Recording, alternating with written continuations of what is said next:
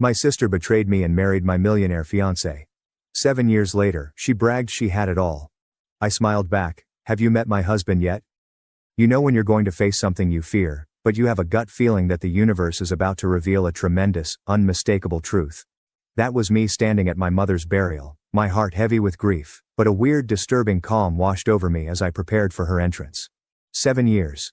It's been 7 hard years since Eudora, my own sister, snatched Darius, my betrothed, millionaire, and the man I thought would be my entire future. I haven't seen one of them since that day. But when they eventually stepped in, Eudora flaunting that big diamond ring with her typical smug smile, she had no idea who was there to greet her. And believe me, the expression on her face when she discovered who I had married was priceless. My mother, Alara, was always the center of our family, the glue that held everything together. Growing up in a small house outside of Boston, Mom instilled in me the values of strength and dignity. Our bond was special. It just became deeper with each year. Even after I moved into my own apartment in downtown Boston and began my work as a marketing executive, I contacted her practically daily. She was my confidant, counsel, and biggest booster. So when Mom was diagnosed with stage 4 pancreatic cancer 8 months ago, my world completely disintegrated. Despite extensive therapies, we realized time was running out. But my mother faced it all with remarkable grace, more concerned with us than her own pain. Her final weeks were spent peacefully, surrounded by loved ones at the home where Mom raised us. She went away, clutching my hand and promising that I would find serenity in my life. 6 years previously, when I was 31, my life appeared to be great on paper. I had a career, friends, and a great apartment. But there was something missing. I worked 62-hour weeks and dated periodically, but nothing substantial ever happened. Then through my college buddy Alina, I met Darius Rowan at a charity event. Darius was engaging, charming, had great teeth, and exuded confidence that permeated the entire room. At 37 years old, he has become a self-made digital millionaire. He was exactly the type of success story that publications coveted. Our connection was instant. We both enjoyed art, traveling, and setting lofty goals. I contacted my mother after our first date, which took place at an expensive restaurant overlooking the water. "Mom," I exclaimed, "I've met someone special." Our romance took off. Weekend vacations to Martha's Vineyard, symphony performances and exclusive dinners. It became our routine. Darius was attentive and generous, constantly bringing lovely gifts and organizing elaborate dates. After 16 months he proposed with a 6-carat diamond ring over a private dinner on a yacht in Boston Harbor. I answered yes without second thought. My parents were overjoyed, particularly my mother. She quickly began picturing the ideal wedding. Darius had the resources to make any dream a reality, and Mom insisted we don't hold back. Then there was my younger sister, Eudora. We were only 2 years younger, yet our relationship had always been complex. Growing up, we were close. But there was always low-level competition. If I had anything, she wanted it. From toys to friends and attention. If I accomplished something, she had to match or even surpass it. Mom always attempted to keep the peace by giving each of us individual time. Regardless of our history, I chose Eudora as my maid of honor. Mom said it would bring us closer, and I wanted to believe that as adults, we had grown beyond juvenile jealousy. When I introduced Eudora to Darius during a family meal, she lavished him with praise. I spotted her caressing his arm while smiling at his quips, but I discounted it as Eudora's typical charming behavior. We hosted our engagement party at my parents' colonial-style home. Eudora assisted Mom with decorations such as hanging fairy lights and arranging flowers. Throughout the evening, I spotted her staring at Darius across the room, but when our gazes met, she would swiftly grin and raise her glass to me. Later that night, as the visitors were leaving, Mom approached me in the kitchen. "Wendy dear," she added, carefully arranging leftover appetizers. "I noticed Eudora seems quite taken with Darius." "She's just being friendly, Mom," I responded, washing champagne flutes. "Besides, she's dating that pharmaceutical rep, Edric." Mom nodded, but did not appear convinced. "Just be careful, honey. You know how your sister can get when she sees something she likes." I kissed her cheek, assuring her that everything was well. "We're adults now, Mom. Eudora's happy for me. I'm sure of it." Oh, how mistaken I was. How awful and devastatingly incorrect. 3 months before our wedding, I began to notice tiny changes in Darius. He started working later, frequently responding texts at unusual hours, always with the excuse of international clients. Our regular Friday date nights were regularly canceled owing to emergency meetings. When we were together, he appeared inattentive, continually checking his phone and giving just partial attention. More disturbing was how he began to criticize aspects of me that he had previously admired. My laughter was suddenly too loud in public. My favorite blue dress, which he had always liked, now made me appear washed out. Even my habit of reading before bed, which he had previously thought sweet, became bothersome due to the light keeping him awake. Meanwhile, Eudora began phoning more frequently, always inquiring about wedding details. "I just want everything to be perfect for my big sister," she'd add, even though Mom was doing the most of the organizing. Eudora even offered to assist with vendor meetings that I couldn't attend due to work responsibilities. Darius and I ate dinner at an upmarket Italian restaurant on a Thursday evening. He hardly made eye contact and responded to my work-related stories with one-word answers. When his phone rang for the 5th time, I had reached my limit. "Is there something more important going on elsewhere?" I inquired, attempting to maintain a pleasant tone despite my mounting displeasure. "Sorry, just work stuff," he said, placing his phone face down. "You know how it is before a product launch." Later in the week, when washing laundry, I detected a strange perfume on Darius's collar. It was flowery and thick, unlike the faint scent I wore. When confronted, Darius explained that he had spent the entire day in meetings with a potential investor, Wendy, who appeared to be wearing strong perfume and embraced him farewell. The explanation appeared plausible. I wanted to believe him. I called my buddy Alina to convey my concerns about coffee the next morning. "Every relationship gets jittery before the wedding," Alina informed me as she stirred her cappuccino. "Parker and I fought constantly the month before our wedding, and now we've been married 5 years. But the knot in my gut refused to release." Mom saw my uneasiness at our weekly meal. "You seem distracted, sweetheart," she murmured, reaching across the table and touching my hand. "Wedding stress, or something else?" I mustered a smile. "Just finishing up the arrangements. Everything is fine." But everything was not fine. I began to exert more effort, wondering that perhaps I had been taking Darius for granted. I scheduled a spa day, purchased new lingerie, and tried preparing his favorite foods. He grew increasingly aloof as I tried harder. Then came the cake tasting appointment, which Darius had been looking forward to for weeks. That morning he called, claiming to have an unexpected meeting with investors. "Eudora can join you," he said. "She knows my preferences anyway." I felt terrible after I hung up. How did my sister know my fiancé's cake preferences better than I did? Nevertheless, I accepted her invitation to join me. The next day, when cleaning Darius's car before a dinner party, I discovered an earring trapped between the passenger seat and the center console. A dangling silver earring with a little sapphire. I immediately recognized it. It was Eudora's. My sister had worn the same earrings to my engagement party, a gift from our grandma. When I showed Darius the earring that evening, his expression was wonderfully composed. "Oh, your sister must have dropped it when I gave her a ride to the florist last week," his voice rasped. "She mentioned losing an earring." "You never told me you drove Eudora to the florist," I replied, barely above a whisper. "Didn't I?" It must have slipped my mind. It wasn't important. When I contacted Eudora, her statement matched his exactly. Too perfect. "Oh, thank goodness. I've been looking everywhere for that earring. Darius was kind enough to drive me since my car was in the shop." That night I couldn't sleep, my mind racing. Had they prepared their story? Was I paranoid? My weight began to plummet due to stress, and dark bags appeared under my eyes. I started going to a therapist without telling Darius. 3 weeks before the wedding, Darius recommended we postpone. "I'm worried about you, Wendy. You haven't been yourself lately. Maybe we're rushing things." I broke down, imploring him to tell me what was wrong, what I had done, and how I could fix it. He embraced me and assured me that everything was all right, but his eyes were vacant. That night, I awoke at 3 a.m. to discover Darius's side of the bed empty. From the hallway, I could hear his whispered words from the guest bedroom. "Not now. She'll hear us." I know. Soon, I promise." The next day, I planned to surprise Darius with lunch at his office. My father, Kelsey, called while I was leaving my apartment. "Wendy, are you eating properly?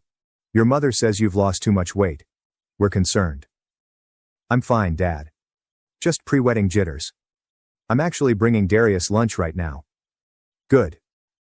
That boy better be treating my daughter like a queen." He would have known. The security man at Darius's building recognized me and waved me through with a smile. On the elevator trip to the 12th floor, I examined my reflection, attempting to smooth the worry creases that had formed between my brows. My lunch bag held Darius's favorite sandwich from the deli across from my workplace. When I arrived at the reception area, Darius' secretary Morel looked up from her computer, her eyes widening in surprise. "Wendy, we weren't expecting you today." Her attention flickered to Darius' closed office door, then back to me. "Darius is in a meeting right now." "That's okay," I responded, lifting the lunch bag. "I just brought him lunch, I can wait." Morel instantly blocked my route. "Actually, he specifically asked not to be disturbed. Perhaps I could let him know you're here." Something about her apprehensive demeanor raised my concerns. "Is he alone in there, Morel?" Her hesitancy revealed all. Before she could react, I moved past her and opened Darius's office door. I'll never forget that scene. Darius leaned against his desk, his hands on my sister's waist, her arms wrapped around his neck, and their lips locked in a passionate kiss. Neither noticed me at first, leaving me several agonizing seconds to process every aspect. Eudora's skirt pushed up, Darius talude, and the familiarity in their embrace told of countless previous encounters. When the door closed behind me, they sprung apart. 3 frozen faces in a scene of horror. "Wendy," Darius responded immediately, adjusting his tie. "This isn't what it looks like." Eudora didn't even try such a blatant falsehood. Instead, she raised her chin defiantly. "We didn't plan this, it just happened." The peace that flooded over me was unexpected. "How long?"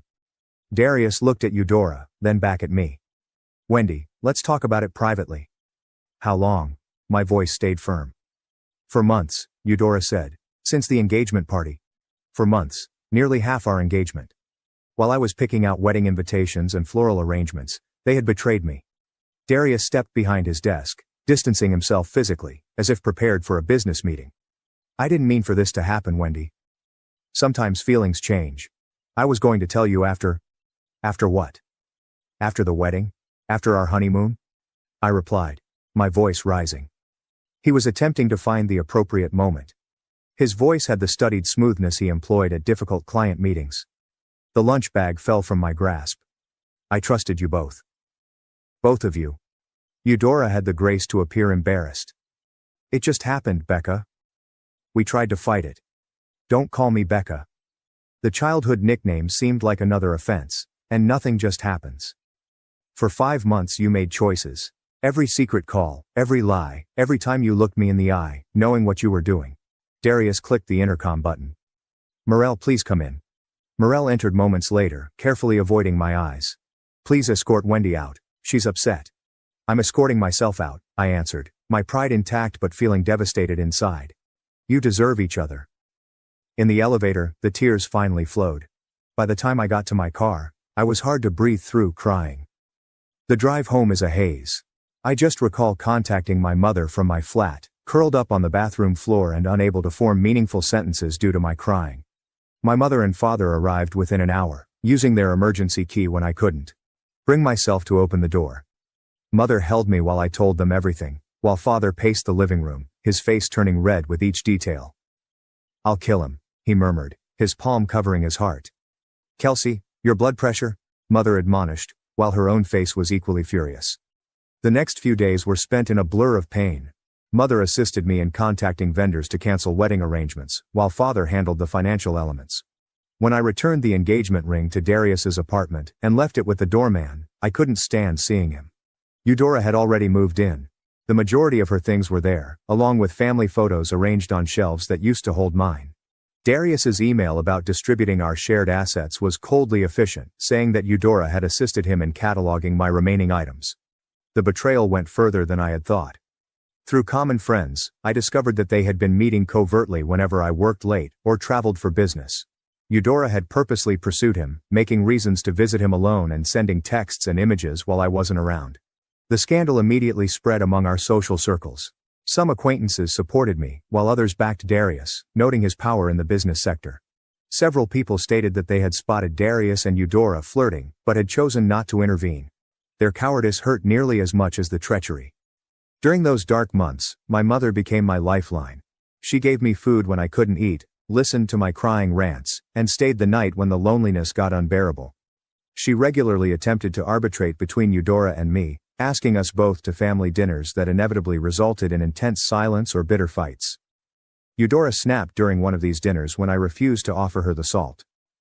"You always got everything first, Wendy. The grades, the job, the apartment. For once I got something before you did." "My fiancé wasn't a prize to be won," I said, my voice cracking. "He was the man I loved and trusted." Mother put down her fork. "Eudora Marie Thompson, apologize to your sister right now." "For what?" "Being honest? Darius chose me. He loves me now." I stood, a napkin put on my plate. "I can't do this anymore, Mom. I'm sorry." This was the last family dinner I attended with Eudora. The stress of his daughter's feud exacerbated the father's cardiac problems, necessitating medication adjustments and further doctor appointments. Mother grew older in months, the lines around her eyes deepening as she desperately strove to keep her family together. 6 months after uncovering Darius and Eudora's deception, I reached rock bottom. My therapist diagnosed me with depression and suggested medication. Work worsened as I struggled to focus, and I eventually lost a large client following a horrible presentation in which I burst into tears. My supervisor recommended a leave of absence, but I realized that staying in Boston, where memories lurked around every corner, would only exacerbate my pain. When a marketing director position arose at our Chicago branch, I applied right away. The interview went fairly well, with my need for change possibly translating as enthusiasm. 2 weeks later, I got the offer. My mother helped me pack my flat, meticulously wrapping photos and souvenirs in tissue paper. As we went through my possessions, determining what to retain and what to donate, she brought up the matter that loomed between us. "Will you ever consider forgiving Eudora?" she inquired, sealing a box with packing tape. I proceeded to fold sweaters without glancing up. "I don't know, Mom. Not now, maybe not ever. Forgiveness isn't about them deserving it," she explained quietly. "It's about freeing yourself." "I am freeing myself. I'm moving to Chicago." Mother sat alongside me on the bed and took my hands in hers. "Running away isn't the same as healing, sweetheart." Tears filled my eyes. "I need space to even begin to heal. Can you understand that?" She nodded and pulled me into a close hug. "Promise you'll call. Promise you won't shut us out completely." "I promise." Saying farewell to my parents was more difficult than I thought. Father held me for longer than usual, his voice rough and emotional. "You show them, kiddo. Build a life so good they'll choke on their regret."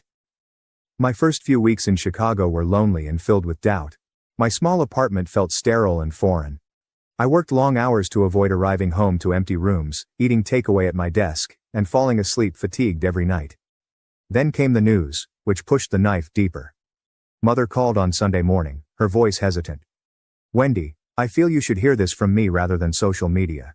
Eudora and Darius got married yesterday."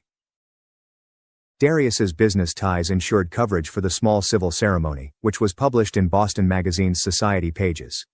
The accompanying photo showed them beaming outside the courthouse, Eudora in a simple white dress with my former engagement ring proudly visible on her finger. That night was my low point. I drank one entire bottle of wine alone, went through old images of Darius and myself, and cried until my eyes swelled shut. I called in ill for work the next day, unable to face the world. But something changed during those lonely hours alone. As the early light trickled through my blinds, I made a decision. This would be the last day I let them control my happiness. I erased all images of Darius from my phone, blocked both him and Eudora on social media, and took a lengthy shower, picturing my pain dripping down the drain. At work, I refocused on my projects. My employer saw the shift and assigned me to larger clientele. I established a reputation for inventiveness and perseverance, winning respect in my new workplace. Marisol Rowan, our HR director, was my first genuine Chicago friend, and she introduced me to her book club. Through her, I met other ladies and gradually formed a social circle. Marisol repeatedly attempted to set me up on dates, but I declined each time. The idea of romantic vulnerability still unnerved me.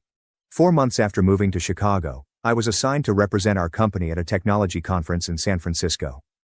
On the second evening, I attended a business dinner with possible clients, where I sat next to Zevian Forrester, a tech investor and entrepreneur who had recently migrated from Seattle. Zevian differed from Darius in every way.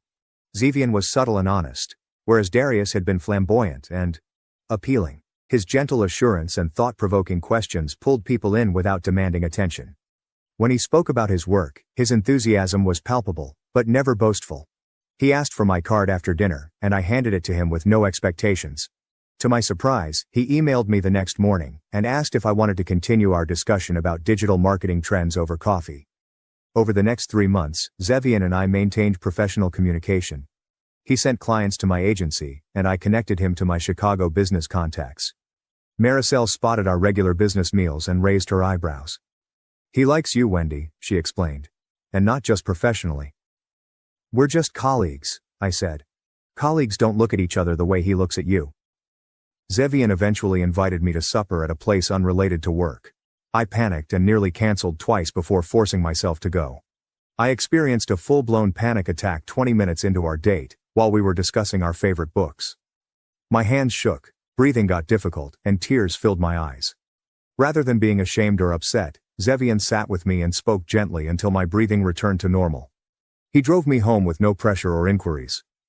The next day, flowers arrived at my office with a letter saying, "No pressure, no expectations. I hope you're feeling better. Zevian." That evening, I called and told him everything about Darius and Eudora. He listened without interruption, then recounted his own story of heartache from a previous marriage, which ended when his wife left him for his business partner, taking half of their joint firm in the divorce. "Broken trust leaves scars," he remarked. "Anyone worth your time will understand that healing isn't linear." Over the next few months we began by laying the groundwork for our friendship. Zevian never asked for more than I could give, respecting my boundaries while remaining present. For our 5th date, he made dinner at his apartment, rather than taking me to a crowded restaurant, which could cause me worry. When terror flared up, he understood precisely how to help me get through it. For the first time since Darius, I began to believe that trust could be restored. 1 year after arriving to Chicago, I scarcely recognized myself. My promotion to senior marketing director came with a corner office that overlooked the river. My circle of friends had grown beyond Maricel to include a number of close confidants. And most strangely, I had fallen deeply in love with Zevian. Unlike Darius's flamboyant wooing, Zevian's love revealed itself in steady, thoughtful ways. He recalled minor details like my preference for oat milk in my coffee and the true crime podcasts I listened to. He honored my independence while providing unflinching support. Most significantly, he never compared myself to others or attempted to change me. I met Zevian's sister, Giselle, during her visit from Portland. We quickly bonded, swapping phone numbers and creating our own connection, independent of Zevian. She told me stories of their upbringing in Seattle, drawing a picture of the youngster who grew into the guy I fell in love with. My contact with my parents remained from a distance. I contacted Mother on a weekly basis, skillfully shifting the topic away from Eudora. Father periodically joined these talks, his gruff accent softening as he told me how happy he was of my new beginnings. I went twice that year, timing my visits when Eudora and Darius would be away. Mother offered occasional updates on them. Their marriage appeared ideal on social media, with Eudora uploading photographs of luxurious vacations and charity galas. Mother stated that they had purchased a large property on Beacon Hill and were undergoing substantial renovations. "Eudora occasionally inquires about you," Mother said during a phone call. "What do you tell her?" I inquired, stirring the pasta sauce on my burner. "That you're doing well, that you're building a new life." "Does she ever express regret?" Mother sighed. "In her way. She gets quiet when your name comes up." My therapy continued in Chicago, with my new therapist assisting me in processing the betrayal and establishing healthy relationship patterns. I learned how to identify my triggers and communicate effectively. The nightmares involving Darius and Eudora gradually faded. In June, Zevian surprised me with a weekend getaway to Michigan's wine region. We stayed at a lovely bed and breakfast surrounded by vineyards. We spent afternoons wine sampling and evenings viewing the sunset over Lake Michigan. For the first time in years, I felt entirely present and pleased, free of the weight of past betrayal. Zevian paused beneath a trellis covered in climbing roses on our final evening at the Chicago Botanic area, where we were strolling through an early summer blooming area. "Wendy," he replied, grabbing both of my hands in his. "This past year, knowing you has been the greatest gift of my life." When he knelt and pulled a ring box from his pocket, panic flashed briefly. Images from Darius' proposal threatened to eclipse this moment, but staring into Zevian's eyes, all I saw was sincerity and affection. "I'm not asking for an answer today," he continued, sensing my uncertainty. "I just want you to know that whenever you're ready, Whether that's tomorrow or next year, I'll be here. My eyes filled with tears, but not from fear or agony. Yes, I whispered. I'm ready now. The ring looked nothing like the extravagant diamond Darius had given me. A simple emerald with little diamonds on either side, delicate and subtle, much like our love. That night, I called my folks to tell them the news. Mother cried happy tears. He sounds wonderful, darling. When can we meet him? Soon, I assured. Very soon. We planned a small wedding for 30 guests at a historic Chicago venue. At Mother's request, I sent an invitation to Eudora, more as a gesture of healing than an expectation of attendance. Her reaction via email was quick and curt. Congratulations on the engagement. Unfortunately, Darius and I have other engagements on that day. Best wishes for the future. Mother was disappointed but not shocked. Give her time, Wendy. This is progress compared to where you both were. Our wedding day arrived, intimate and joyful, with my parents, new friends and Zevian's relatives there. Father carried me down the aisle, whispering, I haven't seen you this happy in years, kiddo. Zevian's vows reflected our journey. Wendy, I promise to remember that love is both strong and fragile, requiring care and commitment every day. I promise to be worthy of the trust you've given me, knowing how precious and hard-won that gift is. We established our lives together in Chicago, purchasing a brownstone and renovating it together. My career progressed, eventually leading to a vice president post. Zevian's investment firm expanded, focused on female-led technology startups. During a dinner with business associates, I learned something that connected the past and present. A venture capitalist acknowledged working with Darius years ago. Rowan. Yeah, he and Forrester had quite the rivalry in the angel investing space about 7 years back. Forrester backed the right startup. Rowan backed the competitor. Forrester's pick got acquired for millions. Rowan went bankrupt. Later that night, I asked Zevian about the relationship. I was going to tell you eventually, he confessed. I knew who you were when we met at that conference. Not the details of what happened, but that you had been engaged to Rowan. Why didn't you say anything? I wanted you to know me for me, not as someone connected to your past. I was not angry. Somehow the cosmic symmetry felt appropriate. 2 years into our marriage, we started trying for a baby. Months passed without success, prompting fertility specialists and uncomfortable conversations.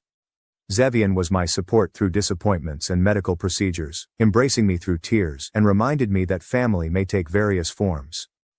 Then came the tragic news of Mother's cancer diagnosis. Zevian and I flew to Boston right away, meeting with physicians and guiding my parents through treatment options. Mother put up a brave face, but her cancer was severe and had spread. I took a leave from work to care for her, temporarily returning to my boyhood home. Zevian flew in every weekend to support both me and my increasingly frail father. Mother and I had many meaningful chats about life, love and family in her last weeks. One evening, while I adjusted her pillows, she mentioned Eudora. I wish you girls could find peace with each other, she murmured, her voice weak but determined. Life is too short for such distance between sisters. I know, Mom, I said, holding back tears. Promise me you'll try, Wendy. Not for her. But for yourself and maybe a little bit for your old mother. I promised, unsure if I could maintain it, but eager to give her peace. Mother died quietly 3 days later, with Zevian, father and I at her bedside. I immediately contacted Eudora, our first straight connection in years. Mom's gone, I remarked when she responded. Her quick inhale was the sole sound for long seconds. I'll be there in an hour, she finally stated, her voice breaking. We arrived at our parents' house and exchanged brief, awkward hugs before turning our focus to father and funeral arrangements. The real test would be during the funeral, where years of pain and hatred would collide with new sadness and Mother's ultimate desire. The morning of Mother's burial was dark and drizzling, fitting the solemn occasion. I stood in front of the mirror in my childhood bedroom, adjusting my black dress and wondering how I'd get through the day. Zevian stood behind me, attractive in his dark suit, and softly placed his hands on my shoulders. I'm right beside you today, he murmured, matching my gaze in the reflection. Whatever happens. Downstairs, Father sat at the kitchen table, staring at his untouched coffee. The preceding week had hollowed him out, and his lofty form bent in despair. At 72, he appeared to have aged a decade since Mother's diagnosis. Ready, Dad? I whispered softly, patting his shoulder. He nodded and rose slowly. Alara always said, funerals aren't for the dead, they're for the living. Never understood that until now. When we arrived, the funeral home had already filled up with extended family and friends. I stayed close to Father, greeting everyone with fake smiles and accepting condolences from individuals I scarcely knew. Cousins from California, Mother's college companion, and neighbors from my parents' 40-year house. You look just like Alara at your age, my great-aunt Cheryl murmured, caressing my cheek. She would be proud of the woman you've become. How have you been, dear? Mother asked her friend Junia. Alara mentioned you moved away. Chicago, was it? Yes, almost 5 years now, I said, not mentioning my sister's betrayal as the reason for the move.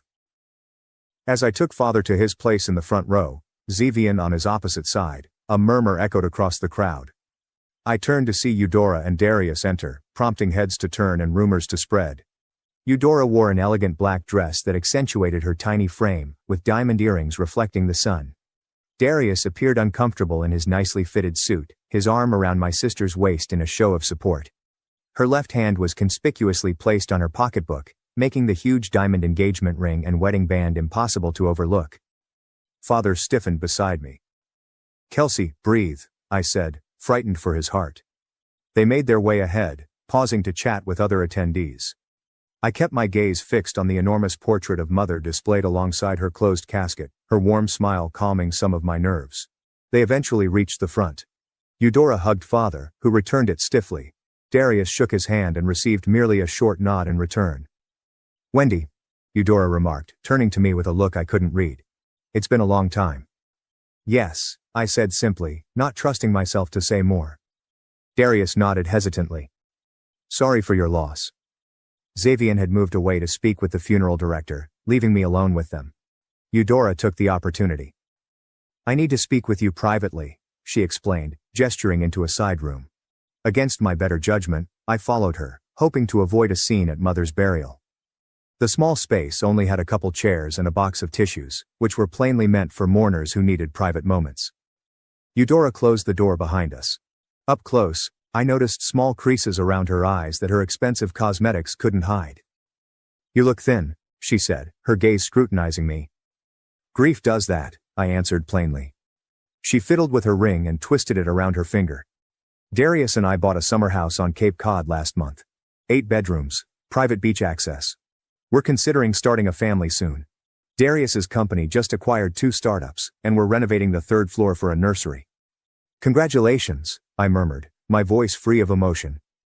Is there something specific you wanted to discuss about the funeral arrangements? Her smile became harsh. I just thought you might want to know how well we're doing. Poor you, still alone at 38. I got the man, the money, and the mansion. The familiar pain flared quickly, and then disappeared. 6 years ago, her remarks would have crushed me. Today they appeared sad and forlorn. I grinned genuinely. Have you met my husband yet? I opened the door to find Zevian standing nearby. Come meet my sister. As Zevian entered the room, Darius came behind him, apparently having observed our discussion. When the males established eye contact, Darius's face turned pale. Forrester, he murmured, his confidence fading. Rowan. Zevian's tone was professional but chilly. It's been what? 7 years? Not since Macintosh acquired Initech instead of your client Comperve, right?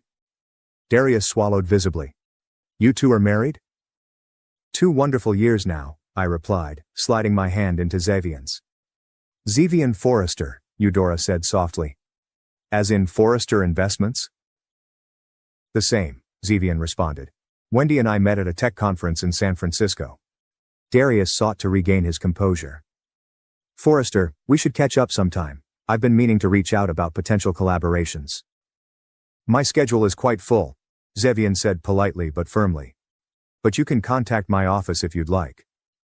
The funeral director appeared and informed us that the service was about to begin. As we returned to the main room, rumors followed us. The connection between Zevian and Darius was well known in business circles. We had scarcely taken our seats when Father grasped his chest, his face contorted with pain. Dad, I shouted, as Zevian instantly called for assistance. We relocated Father to a private room, and the funeral was temporarily postponed. A doctor among the attendees checked him and said that the cause was most likely stress rather than another heart attack. Eudora followed us with genuine concern on her face. Is he okay? Should we call an ambulance? Her voice trembled slightly. The doctor says he's stable, I said, taken aback by her truthfulness. Just overwhelmed. For 20 minutes, we sat there in awkward silence, linked only by our concern for our father. When he insisted on continuing with the service, we returned to the main chamber, with the brief crisis resulting in an unexpected truce. The funeral was both beautiful and tragic. I offered a eulogy that emphasized Mother's kindness, courage, and steadfast love for her family. When Eudora rose to speak after me, she hesitated after only a few sentences, her eyes welling with tears. Without thinking, I stepped to her side and rested my hand on her back. It's okay, I said quietly. Take your time.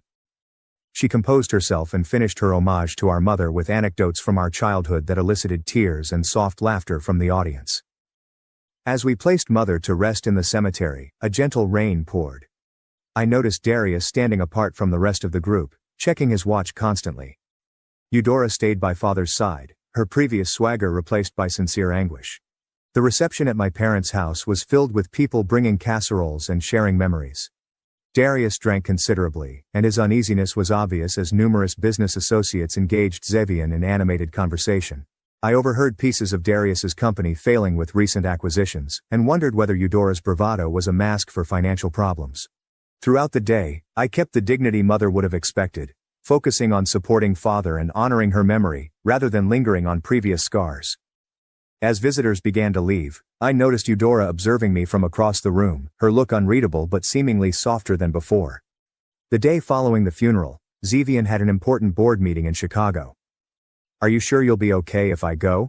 He said, preparing his overnight bag. I can reschedule. Dad needs help sorting through Mom's things, I explained. I should stay a few more days. I'll be fine. After dropping Zevian off at the airport, I returned to my parents' house to find Father sitting in Mother's garden with a photo album open on his lap. She labeled everything, he explained, displaying me Mother's clean handwriting beneath each photo. Said someday we'd appreciate knowing who is who. That afternoon, I started the unpleasant chore of sorting through Mother's closet. Each dress evoked memories, the blue one from my college graduation, the flowery print she wore to Sunday brunches, and the exquisite gray she chose for my engagement celebration. I found myself talking to her while I worked, telling her about my life in Chicago, my job, and my happiness with Zevian. In her nightstand drawer, I noticed a soft leather-bound journal. Mother has kept a journal inside for the past 10 years. Many people addressed her daughters, her desire for our reunification, and her anguish about the schism between us. The last entry, dated only 2 weeks before her death, read, "My greatest regret is leaving with my girls still estranged. Alara always fixed things, but I couldn't fix this. I pray they find their way back to each other somehow." I was wiping away tears when the doorbell rang. Eudora was standing alone on the porch when I looked out the front window. There's no sign of Darius's car in the driveway. Father had gone to his brother's house for dinner, leaving me alone with my sister. I opened the door, not sure what to expect. "Hi," she said simply. "Can I come in?" In the kitchen, I made coffee while Eudora sat quietly at the table. She appeared different without Darius by her side. Smaller, less fake. "Where's Darius?" I finally asked, setting a mug in front of her. At home. He doesn't know I'm here." She wrapped her hands around the mug but didn't sip. The stillness stretched between us, years of unspoken words creating a tangible barrier. "I'm sorry about yesterday," she finally said. "What I said in that room at the funeral home, it was cruel and completely inappropriate."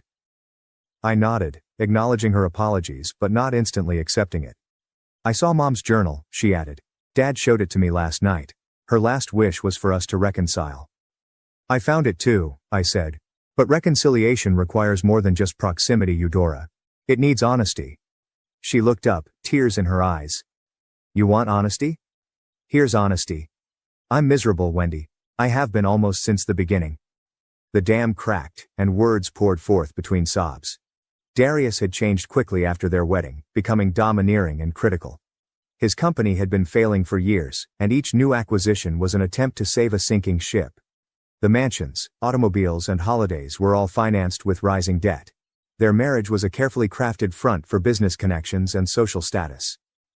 He monitors my spending, checks my phone, questions my every movement, she told me. The Darius you knew doesn't exist anymore. Maybe he never did. Why stay? I inquired. Shame, she replied promptly. How could I admit what I'd done to you? Destroyed our family for something that turned out to be a mirage. And then there's the prenup. I leave with nothing. I moved Mother's journal across the table. Read the rest of her entries. Eudora shed more tears as she read.